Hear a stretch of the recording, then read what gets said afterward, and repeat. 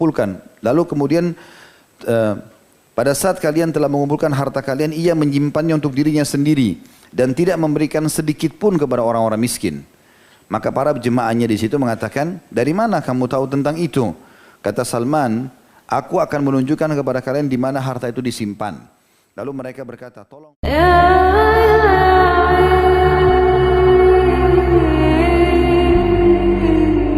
Aku akan menunjukkan kepada kalian di mana harta itu disimpan. Lalu mereka berkata, tolong tunjukkan kepada kami. Lalu aku menunjukkan kepada mereka lokasinya. Kemudian mereka keluar dari tempat tersebut, mereka mengeluarkan dari tempat sembunyian tersebut sebanyak 7 kilal atau 7 peti emas dan perak. Tak kala melihat hal tersebut, mereka mengenal uang-uang mereka dan harta mereka. Mereka berkata, demi Allah sekali-kali kami tidak akan menguburkannya. Lalu mereka menyalipnya dan melemparinya dengan batu. Di sini juga sebuah pelajaran penting ya. Bagaimana memang Salman radhiyallahu anhu fitrahnya sebelum masuk Islam sudah bersih. Sekarang dia sebagai pengawal uskup, gitu kan? Dia seperti pengawal pendeta. Dia bisa saja cuma dia yang tahu tempat penyimpanan harta itu. Dia bisa mengambil, pendeta itu mati tanpa sempat menikmatinya. Dia bisa membawa lari dan seterusnya. Orang tidak ada yang tahu. Tapi kejujuran membawanya pada hal tersebut. Dia pun mengatakan ada di sini, ambillah ini punya kalian. Dia tidak minta sedikit pun. Setelah itu, orang-orang mendatangkan pendeta lain dan mengangkatnya untuk menggantikan uskup tersebut. Aku belum pernah melihat seorang lelaki yang melakukan ritual sepanjang hari. Di sini terjemahan sebenarnya dikatakan ibadah 5 waktu. Nah, ibadah 5 waktu, soal 5 waktu itu dalam Islam. Orang-orang Nasrani mereka dikatakan ibadah sepanjang waktu ya. Yang menurutku lebih baik darinya, dari orang yang pertama yang jahat tadi. Atau lebih zuhud darinya terhadap kehidupan dunia. Atau lebih mencintai dan lebih mementingkan kehidupan akhirat darinya. Dari uskup yang pertama. Baik di siang maupun di malam hari. Karena itu aku amat mencintainya. Dengan kecintaan yang belum pernah aku berikan kepada orang lain sebelumnya. Lalu aku tinggal bersamanya untuk waktu yang cukup lama. Kemudian tibalah saat kematian menjemputnya. Jadi pendeta yang kedua sekarang juga mati. Lalu aku berkata kepadanya sebelum ia meninggal, wahai fulan, sesungguhnya aku telah bersamamu dan aku mencintaimu dengan kecintaan yang belum pernah aku curahkan kepada orang lain sebelummu. Seperti yang kau lihat saat ini telah datang kepadamu ketentuan Allah. Kau sudah sakit keras dan akan mati. Maka kepada siapa engkau wasiatkan agar aku mengikutinya? Lalu apa yang engkau perintahkan kepadaku? Maka pendeta itu mengatakan, wahai anakku, demi Allah aku sekarang tidak tahu siapa yang masih menjalankan agama sepertiku. Orang-orang telah mati, lalu merubah dan meninggalkan kebanyakan ajaran yang dulu mereka amalkan. Kecuali seorang laki-laki di Mosul. Dan Mosul nama sebuah kota di Irak. Ya. Dan dia jauh ini.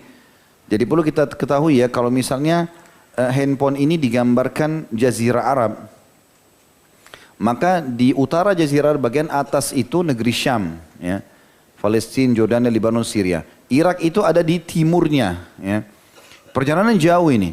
Perjalanan bisa 1 bulan pakai kuda pada zaman itu, jauh sekali. Apalagi Mosul ini salah satu kota terpencil di Irak. Jadi daerah timur, dia dari utara ke daerah timur. Tapi pendeta ini bilang, saya tidak tahu lagi ada orang yang saya bisa rekomendasikan kecuali satu orang pendeta seperti saya yang mungkin dia masih soleh, masih baik. Dia menjalankan apa adanya yang tersebutkan dalam Injil. Di Mosul, maka temuilah dia. Ia masih mengamalkan apa yang aku amalkan. Tak kala orang itu mati dan selesai dikuburkan, kata Salman, aku menemui orang yang tinggal di Mosul itu. Berarti ini sekarang pendeta yang ketiga. Ketika bertemu aku berkata kepadanya, wahai fulan, sesungguhnya si fulan yang ada di negeri Syam telah berpesan kepadaku saat menjelang ajalnya agar aku menemuimu. Lalu memberitahukan kepadaku bahwa engkau masih menjalankan ajaran agama seperti dirinya. Orang itu berkata kepadaku, tinggallah bersamaku. Maka aku pun tinggal bersamanya. Aku mendapatinya sebagai sebaik-baik orang yang masih menjalankan ajaran agama sebagaimana temannya. Berarti pendeta kedua baik seperti pendeta ketiga sama dengan pendeta kedua. Yang satu tadi kan memang jahat mengambil orang-orang gitu ya. Selang beberapa lama ia pun mati. Pendeta yang ketiga sekarang mati. Tak kala maut akan menjemputnya, aku berkata kepadanya, wahai fulan, sesungguhnya si fulan telah berpesan kepadaku agar mengambil agama darimu. Kemudian ia memerintahkanku untuk menemuimu. Sekarang telah tiba sebagian dari ketentuan Allah sebagaimana yang engkau lihat. Karena itu kepada siapa engkau berpesan agar aku menemuinya? Dan apa perintahmu kepadaku? Ia menjawab, wahai anakku, demi Allah aku tidak mengetahui ada orang yang masih menjalankan ajaran agama sepertiku, kecuali seorang laki-laki yang berada di Nasibain, yaitu si fulan, maka temuilah dia. Nasibain juga di negeri masih Persia, ya, sekitar dekat Persia, maka dia bilang pergilah ke sana. Masih masuk wilayah Irak tapi di pesisiran. Temui dia. Ini berarti sudah pendeta yang keempat ditemuinya. Tak kala ia mati dan selesai dikuburkan dari pendeta yang ketiga, ya. Aku pun pergi menemui pendeta yang keempat yang di Nasibain itu. Lalu aku datang kepadanya dan mengabarkan kepadanya berita tentangku dan apa yang telah diperintahkan tentang temanku. Ia berkata, baiklah, tinggallah bersamaku. Aku pun tinggal bersamanya dan mendapatinya sebagai orang baik dan taat beragama. Jadi sudah 3 pendeta ditemui baik. Cuma satu tadi yang pertama yang tidak baik. Sebagaimana kedua temannya, sungguh aku tinggal bersama sebaik-baik orang. Demi Allah tak lama setelah itu ia pun dijemput oleh kematian. Tak kala ajalnya menjelang datang, aku berkata kepadanya, wahai fulan, sesungguhnya si fulan telah berpesan kepadaku agar menemui si fulan. Nah, kemudian si fulan berpesan kepadaku agar menemuimu. Lalu kepada siapa engkau berpesan agar aku menemuinya dan apa yang engkau perintahkan kepadaku? Maka pendeta itu menjawab, wahai anakku, demi Allah kami tidak mengetahui ada seseorang yang masih menjalankan agama seperti kami ini, agar aku dapat memerintahkanmu untuk menemuinya selain ada seorang laki-laki di daerah Amuriyah, nah, juga masih di wilayah sekitar situ. Sesungguhnya ia masih dalam kondisi yang sama dengan kami. Jika engkau mau, datangilah ia, sebab dia atau ia menjalankan apa yang kami jalankan. Tak kala orang itu meninggal, pendeta yang keempat meninggal, maka dan dikuburkan, aku menemui orang yang di Amuriyah, berarti pendeta yang kelima sekarang. Ketika bertemu aku kabarkan kepadanya tentang diriku, maka ia berkata, tinggallah bersamaku. Lalu aku pun tinggal bersama orang yang berada di atas petunjuk dan ketaatan beragama seperti para sahabatnya. Dia sudah dari 5 pendeta, 4 orang baik-baik, cuma satu yang pertama tadi yang buruk. Kemudian aku bekerja hingga memiliki sejumlah sapi dan kambing. Lalu tibalah ajalnya si pendeta yang kelima tadi. Ketika ajalnya tiba, aku berkata kepadanya, wahai fulan, sungguhnya aku dulu bersama si fulan. Lalu dia berpesan kepadaku agar menemui si fulan yang berada di Mosul. Kemudian dia berpesan kepadaku agar menemui si fulan yang berada di Nasiban atau Nasibain. Setelah itu dia berpesan kepadaku untuk agar menemuimu. Maka kepada siapa lagi yang kau wasiatkan agar aku menemuinya dan apa yang kau perintahkan kepadaku? Maka pendeta itu pun berkata, wahai anakku, demi Allah aku tidak tahu ada seorang manusia pun yang masih menjalankan ajaran yang kami jalankan ini, sehingga aku memerintahkanmu untuk mendatanginya. Akan tetapi telah tiba padamu sebuah zaman. Sekarang ini saatnya di mana seorang nabi akan diutus dengan membawa ajaran Ibrahim. Ya. Ia akan muncul di tanah Arab, lalu hijrah ke tanah yang berada di antara Harratain atau 2 bukit berbatu, maksudnya Madinah. Yang di antara keduanya terdapat banyak pohon-pohon kurma. Ia memiliki tanda-tanda yang tidak tersembunyi, memakan dari harta pemberian atau hadiah dan tidak memakan dari harta sedekah. Di antara kedua bahunya ada khatam atau cap kenabian. Jika kamu mampu mendatangi negeri itu, maka lakukanlah. Kemudian ia mati dan dikuburkan, lalu aku tinggal di Amuriyah selama sekian lama. Sebagaimana yang Allah kehendaki. Jadi di sini dia tidak sebutkan berapa tahun semua histori hidupnya ini, tapi dia ceritakan secara umum. Kemudian melintaslah sejumlah pedagang dari Bani Kalb. Ini suku Arab yang ada di Mekah sebenarnya, gitu kan? Lalu aku berkata kepada mereka, maukah kalian membawaku ke Jazirah Arab atau tanah Arab? Sebagai imbalannya aku akan memberikan kepada kalian semua sapi-sapi dan kambing-kambingku ini. Maka mereka menjawab, iya. Lalu aku memberikannya kepada mereka dan mereka pun membawaku bersama mereka. Hingga bila mana tiba di Wadi Al-Qura. Jadi sudah lembah dekat dengan Mekah sebenarnya. Mereka berbuat zalim kepadaku dengan menjualku kepada seorang Yahudi sebagai budak. Maka aku pun berada di dalam kekuasaannya. Ketika melihat pohon-pohon kurma, aku berharap inilah negeri yang telah disebutkan oleh sahabatku dulu. Namun di dalam hati aku masih belum membenarkannya. Tak kala aku berada di sisi orang Yahudi itu, datang putra pamannya dari Bani Quraidah di Madinah. Jadi suku Yahudi Quraidah di Madinah yang memang nanti berkhianat ya di perang Ahzab. Lalu ia membeliku darinya dan membawaku ke sana. Demi Allah, begitu aku melihatnya, maksudnya melihat Madinah, tahulah aku bahwa itu adalah Madinah. Dengan ciri yang disebutkan sahabatku dulu, maka tinggallah aku di sana. Jadi sampai sini selesai histori pertemuan dia sama para pendeta-pendeta. Ya, kita sudah ceritakan tadi histori dia bersama ayahnya dan menyalakan api.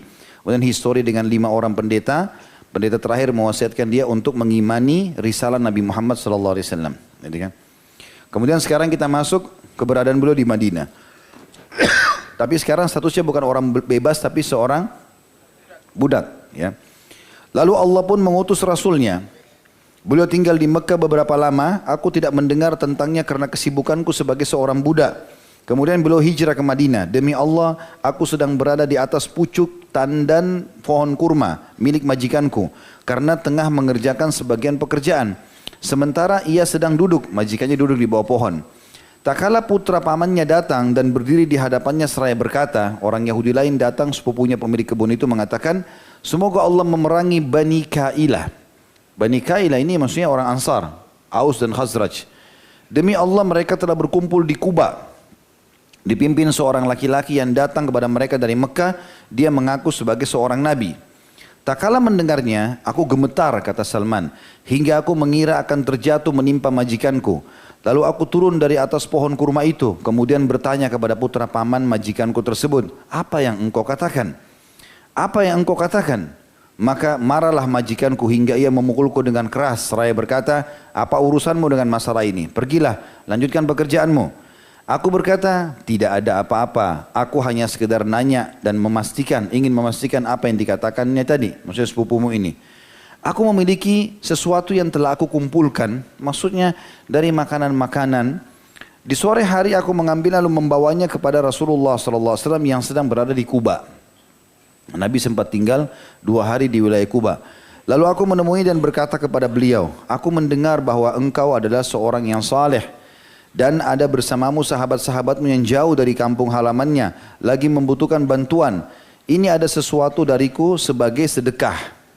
Di sini ada maksudnya Salman. Kenapa dia katakan sedekah? Karena dia mengingat pendeta terakhir yang mewasiatkan dia ketemu dengan Nabi SAW. Dia bilang, Nabi itu tidak makan sedekah, tapi dia mengambil hadiah. Kapan orang bilang sedekah, Nabi nggak akan makan. Tapi kalau dia bilang hadiah, maka Nabi makan. Sengaja dia mengatakan ini sebagai sedekah. Aku melihatmu lebih pantas mendapatkan daripada orang lain. Lalu aku mendekatkannya kepada beliau. Kemudian beliau berkata kepada para sahabatnya, makanlah. Tetapi beliau sendiri menahan tangannya dan tidak makan. Aku lalu berkata dalam hatiku, ini adalah tanda pertama. Kemudian aku meninggalkannya. Lalu aku kembali mengumpulkan makanan lagi, sesuatu dari makanan. Setelah itu Rasulullah SAW 2 hari kemudian pindah ke kota Madinah. Karena Kuba waktu itu masih dianggap di luar Madinah. Masuk ke Madinah untuk membangun Masjid Nabawi. Kemudian aku membawa sesuatu untuknya seraya berkata, sungguhnya aku melihatmu tidak memakan dari harta sedekah. Dan ini hadiah sebagai penghormatanku kepadamu. Ternyata Rasulullah SAW berkenan memakan atau makan darinya dan menyuruh para sahabatnya ikut makan bersamanya. Aku berkata dalam hati, ini adalah tanda yang kedua. Kemudian aku datang kepada Rasulullah SAW saat beliau berada di Baqi Al-Gharqad, atau di kuburan para sahabat atau penduduk Madinah, ya namanya Baqi. Beliau mengantarkan jenazah salah satu sahabatnya. Beliau memakai 2 buah mantel miliknya dan duduk di tengah para sahabatnya. Lalu aku memberikan salam kepadanya. Kemudian aku memutar ke belakang untuk melihat punggung beliau. Apakah aku dapat melihat khatam atau stempel atau cap seperti yang disebutkan oleh sahabatku?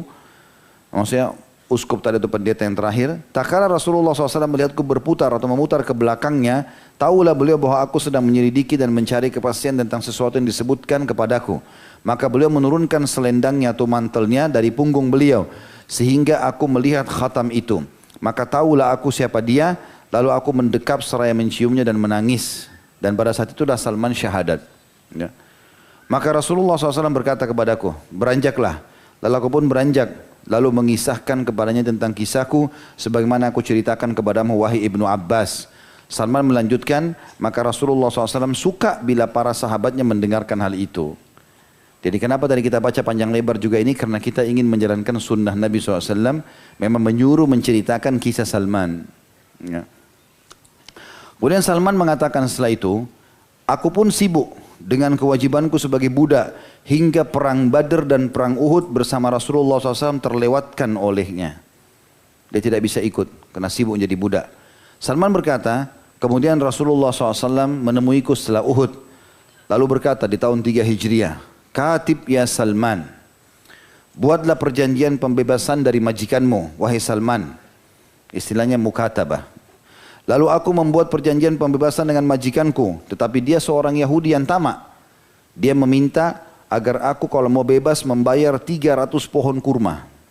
Ya, ini satu pohon kurma mahal, 300 pohon kurma. Yang harus aku tanam untuknya.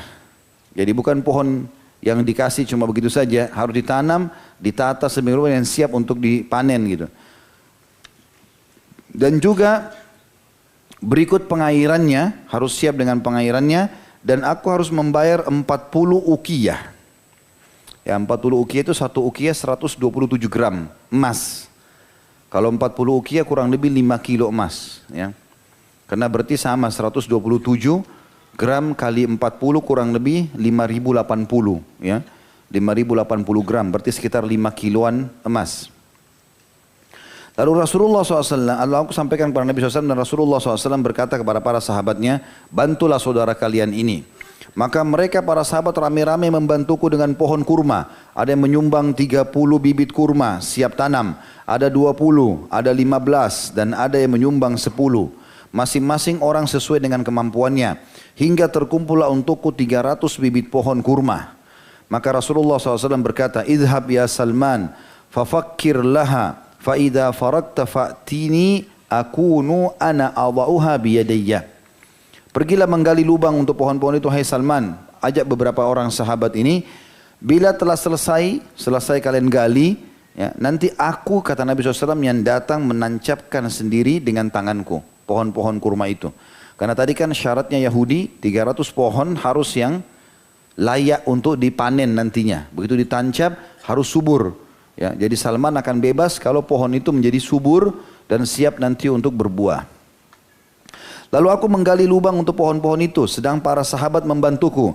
Hingga bila aku telah selesai mengerjakannya, aku datang kepada beliau lalu mengabarkan kepadanya, kepada Nabi SAW.